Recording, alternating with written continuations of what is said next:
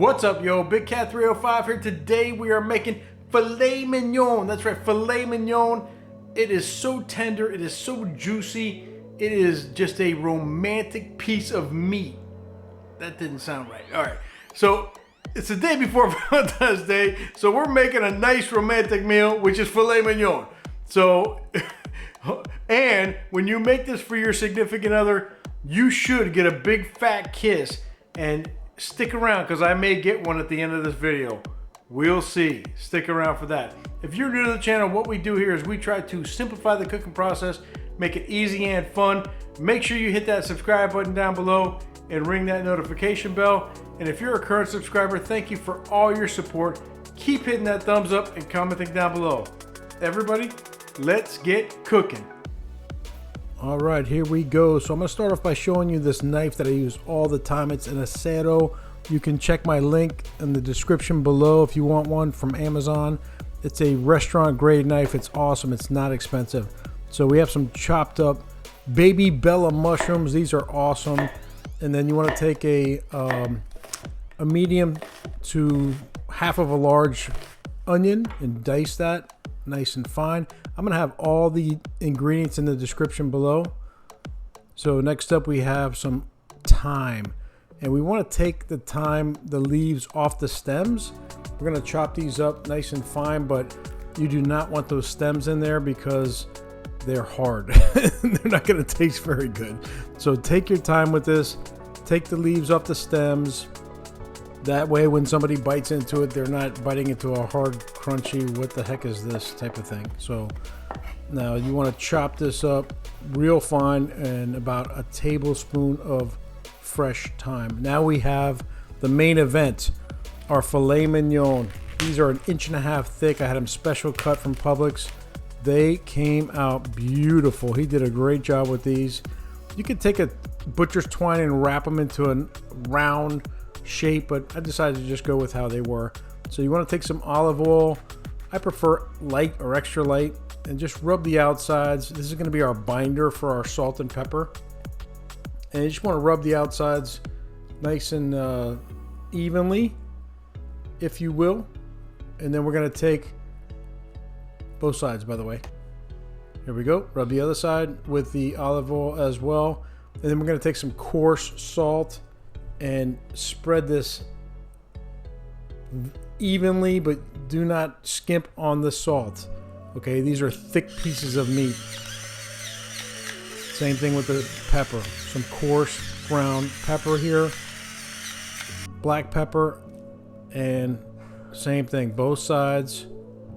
Salt on the one, salt on the other. Same thing with the pepper. Now, I learned this trick by watching others. You put a little salt around the outside on your cutting board with a steak this thick, and then same thing with the pepper. You're going to pepper the second side here, and then you're going to put pepper around on the cutting board as well. And then watch this. You roll the sides. Oh, that is so cool. I've seen this done so many times by some friends of mine that have cooking channels as well, and I've never done it, and this is the first time, and it's awesome. So there you go. So now we take our big, large frying pan. This is a Tefal. This is a new frying pan for me. I love it. First time I use it. And you want to put some olive oil in there as well as some butter, and get that. And I know what you're thinking. You got a knife on the Tefal already? Yeah, I decided to change to the wooden spoon, so if you could tell. So once that gets warmed up and melted, then we're going to put our baby bella mushrooms inside. This is an 8-ounce package of baby bellas.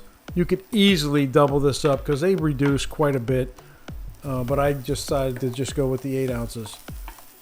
So basically you want to saute these mushrooms for about 5 minutes, flip them around, get them evenly cooked, evenly reduced, and once they get reduced, you'll see it just like this. They look perfect just like that. Now we're going to add in those diced onions and cook that for about another 2 or 3 minutes until that reduces down as well. Then once that gets to where you need it to be, give it a good mix, keep it perfectly combined. And then we're going to add our spices, some salt and pepper to taste. And then we're going to add that finely chopped thyme into this as well. There it is. So the smell, as you can imagine, is absolutely ridiculous at this point. You've got salt, pepper, thyme, mushrooms, onions. Oh, it smells so delicious. And it looks beautiful too. So that's it. Once you get that cooked through, you're going to remove this. So done. Take it off. That's what it looks like.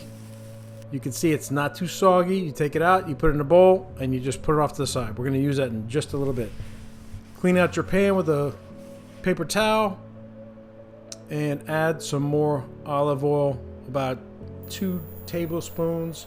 And then we're going to take our steaks. Listen to that sizzle. You want a nice medium-high heat here. And just put that steak down. And you want to cook these, sear these on each side for at least 2 minutes. And once that 2 minutes is up, we're about to flip these, but we're going to add in some butter. We're going to add in some thyme, fresh thyme, as well as some garlic, some just big garlic chunks that are smashed down.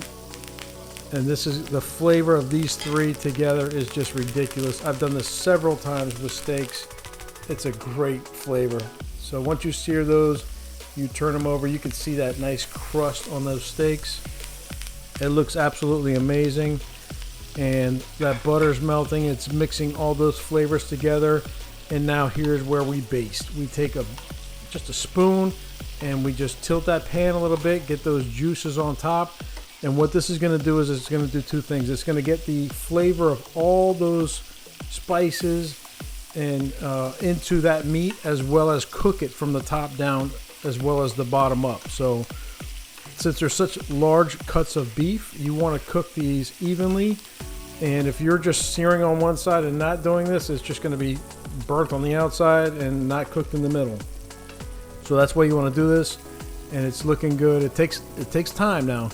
This probably takes about, I want to say it took me about 7 or 8 minutes for the one that was medium rare, which was mine, and probably about 9 or 10 minutes for the one that was medium well, which was Mrs. Big Cat. So here you can see the crust is getting even darker, which is beautiful, but you don't want to go too much further than this. So you got to be careful here. If you go too much further, that is going to get burnt basically. So here we continue to baste with that butter, thyme, garlic, and then here we're going to go on the sides here and sear those up on the sides as well. Why not? They're so thick, they stand up on their sides. So I figured, you know what, if you could do it, why not? It's just going to make them look even more beautiful on the sides. It's going to give it that crust and keep that juicy flavor on the inside as well. Continue to baste. Here's where you want to get your internal thermometer and check them. For myself, 130, 132. That's perfect for a medium rare. Take it off. And then for Mrs. Big Cats, we left that on there for a little bit longer. And that one, I believe it was 145 for the medium well. And that was it. It was done. Ready to come off. And you let them rest. While those are resting, we are going to prepare for our mushroom cream sauce or gravy, which is phenomenal. You want to take all those stems out. You do not want any kind of stems or chunks in your gravy. So take all that out, but leave that buttery flavor in there, and you're going to add in your wine. You're going to add in a half a cup of red wine. I use the Cabernet here. And then you want to reduce that. You want to boil that for about 3 minutes. After about 3 minutes, you'll see it reduce down. And just you do not walk away. Stay there. Continue to stir with your wooden spoon and reduce that down. Then you're going to add in from there 1.5 cups of beef broth. Okay. There's your base for your mushroom gravy. And you want to cook that as well for another 5 to 6 minutes. Medium to medium high heat. Adjust temperature as needed. You see the boiling there in the middle. And then once that's kind of reduced down, then you're going to add in a half a cup, either half and half or heavy cream. I didn't have any heavy cream, so I used the half and half. So, but you can use heavy cream as well. And you just want to stir that around. And then you're going to add those mushrooms back into the mix. Stir that up. Look how good that's looking. Oh my goodness. Yeah, it's looking phenomenal. Just keep mixing that up. All right, so I used the half and half. It wasn't quite thick enough, so I decided to thicken. You use a little bit of water, like 2 ounces of hot water and about a tablespoon of flour. Mix it up real good. Stir into your gravy, and that will thicken it right up. All right, this is done. Let's go plate this up.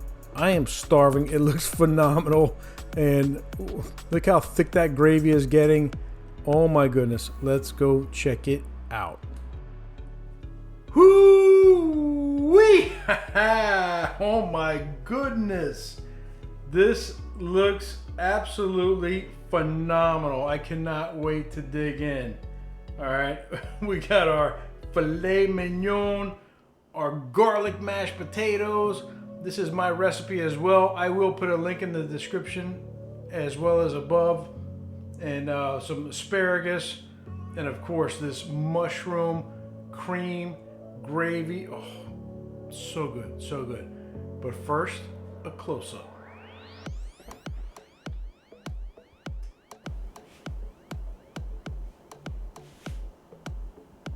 Oh yeah. Look at that filet mignon. That looks phenomenal. All right, so if you serve something like this up to your significant other, you better get a kiss. Let me tell you what. All right. Stop. It's PG. We gotta finish it up. Can we eat now? We're gonna eat by ourselves right now. Look into the camera, say hello. Hello. All right, so happy Valentine's Day, everybody. We are gonna go finish this up in private because, you know, it is PG. So everybody, thank you for watching, liking, subscribing, and commenting, and we'll keep on cooking. Big Cat and Mrs. Big Cat, out.